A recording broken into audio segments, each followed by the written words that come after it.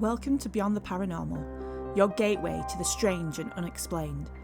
Explore the world of paranormal activity, parapsychology, cryptids, haunted locations, and mysteries. From ghostly encounters and supernatural investigations to legendary creatures hidden in the shadows, we uncover the stories that blur the line between science and the unknown.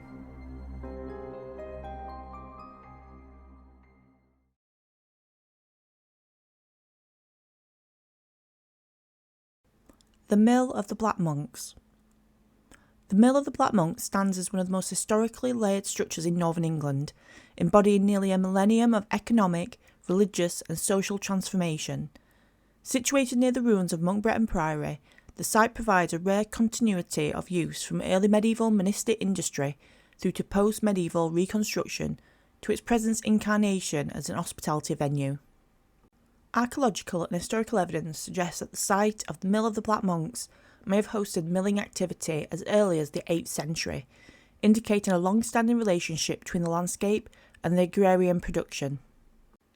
The mill's former establishment is generally associated with the mid-12th century, when it was constructed by Cluniac monks around 1145 to 1150 to serve the nearby priory. The Cluniacs, a reformist branch of the Benedictine order, were known for their sophisticated economic networks in which mills played a crucial role. These watermills were not merely utilitarian structures, but integral components of monastic estates, generating revenue through grain processing and reinforcing feudal obligations. The designation, Black Monks, refers to the dark habits worn by the Benedictine and Cluniac monks, linking the mill directly to its religious custodianship. As such, the mill functioned as both an industrial and ecclesiastical asset, embodying the intersection of spiritual authority and economic power in medieval England.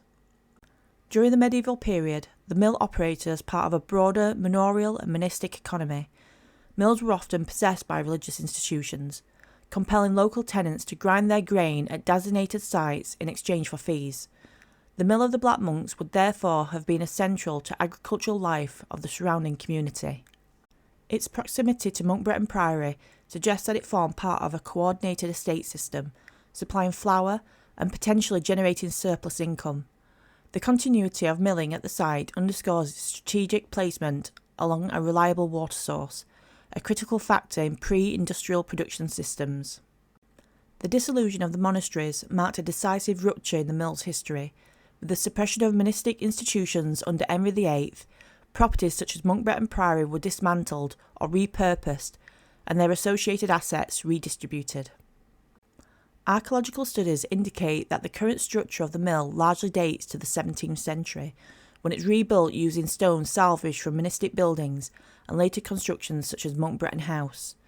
This reuse of materials is emblematic of post-dissolution England, where the physical remnants of religious life were incorporated in secular architecture.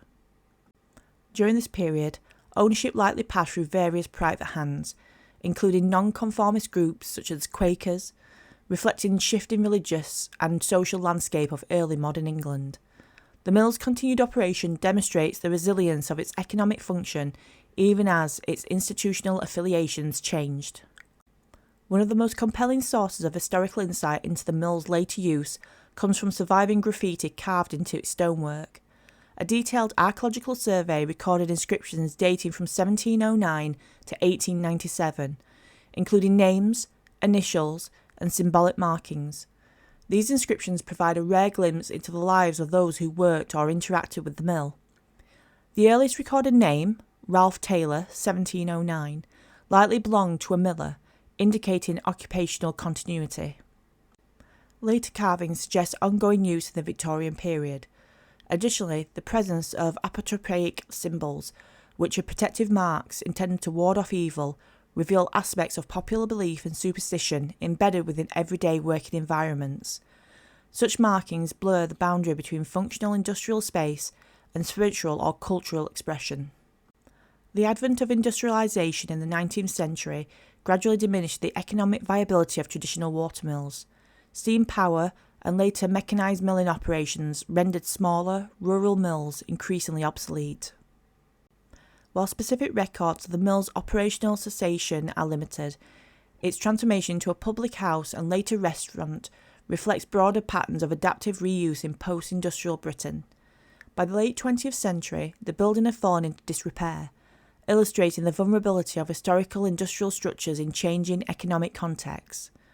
Despite this decline, the mill retained its architectural and historical significance, often being described as one of the oldest continuously used buildings of its kind in the country. In recent decades, efforts to restore and preserve the mill of the Black Monks has highlighted its importance as an heritage asset. Private ownership and restoration initiatives have sought to stabilise the structure and adapt it for contemporary use as a restaurant and bar. However, the building faces ongoing threats, particularly from flooding, which reflects the enduring environmental changes associated with historical watermill sites. Conservation campaigns have emphasised the need for enhanced protection, including potential upgrades to its listed status. Today, the mill functions as both a commercial venue and a living historical monument, where layers of medieval, early modern, and modern history coexist within a single structure. Paranormal claims tied to the mill tend to follow a consistent pattern. Visitors report sudden drops in temperature, the feeling of being watched, and the sound of footsteps when no one is present. More vivid accounts described shadowy figures moving between the broken structure of the mill, often interpreted as the monks themselves lingering in unrest. Some claim to hear chanting carried on the wind, a detail that neatly echoes expectations shaped by the site's supposed religious past. Those experiences are powerful, but they are also aligned closely with known psychological responses to dark, quiet, and suggestive environments. Investigations into the mill of the Black Monks, particularly amateur ghost hunters and local enthusiasts, often involve standard techniques: EMF meters, infrared cameras, audio recordings, and overnight vigils. These tools are used to detect anomalies that might suggest paranormal activity. Occasionally, investigators report spikes in electromagnetic readings or unexplained sounds captured on audio devices. However, such findings rarely hold up to controlled conditions. Environmental factors, equipment sensitivity, and confirmation bias frequently provide more grounded explanations. An old mill, especially one in disrepair, is a rich source of natural noises, such as shifting wood, wind currents, wildlife, and echoes that can easily be misinterpreted. One of the more interesting aspects of the mill's reputation is how expectation shapes experience. Visitors who arrive already primed with stories of hauntings are more likely to interpret ambiguous stimuli as supernatural. This is not a dismissal of their experiences, but rather a recognition of how perception works. The human brain is a pattern-seeking engine, and in uncertain environments it fills gaps with meaning, often drawing from whatever narrative it most readily is available. There is also the social dimension. Places like the Mill of the Black Monks becomes cultural stages where people collectively explore fear, curiosity, and the unknown. Paranormal investigations, especially informal ones, are as such about the experience as they are about the evidence. The thrill of stepping into a place wrapped in legend, the shared tension of waiting for something to happen, and the storytelling that follows all contribute to keeping the legend alive.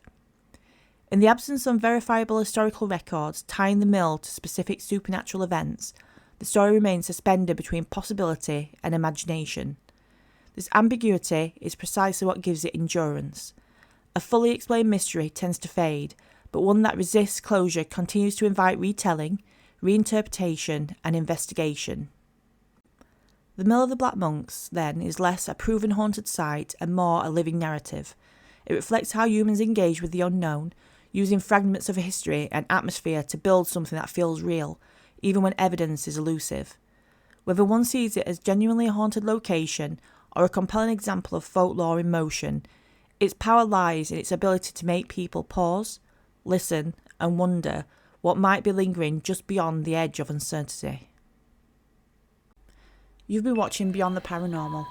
If you enjoyed this episode, please make sure to like, comment, and subscribe for more videos on the paranormal, haunted locations, cryptids, and many more. Thanks for watching, and I'll see you in the next one.